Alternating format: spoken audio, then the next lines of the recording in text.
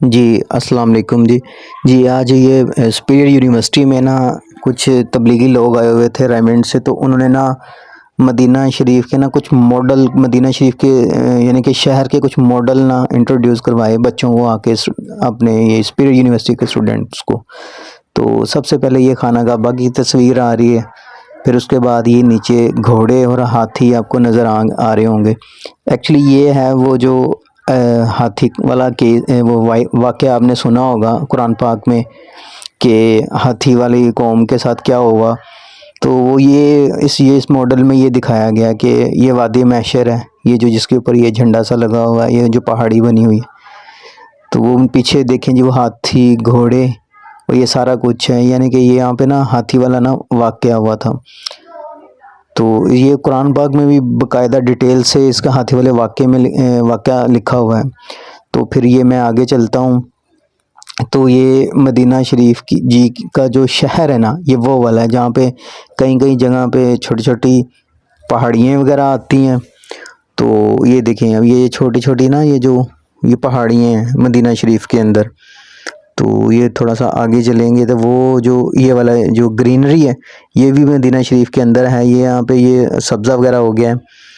تو جانور وغیرہ رکھے ہوئے ہیں، اور یہ جو یہ گرینری ہے یہ ایکچولی اس کے باغات ہیں،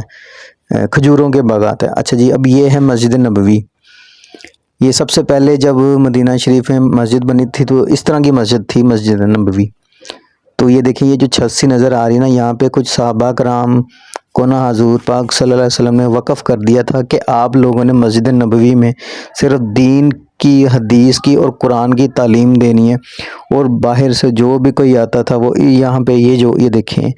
یہ جگہ جو آ رہی نا، یہ پلر جو کھڑے نظر آ رہے ہیں، اس کے اندر جتنے بھی باہر سے کوئی مہمان آتے تھے، کوئی علم تعلیم حاصل کرنے آتا تھا، دین کی تعلیم حاصل کرنے آتا تھا، تو وہ یہاں پہ آ کے سٹے کرتے تھے۔ پھر وقت گزرتا گیا آہستہ آہستہ، تو مسجد نبوی کی ترقی ہوگی، یعنی کہ مسجد نبوی ڈیولپمنٹ ہوگی، اور یہ دیکھیں کھجوروں کے باغات، یہ درخت لگ گئے،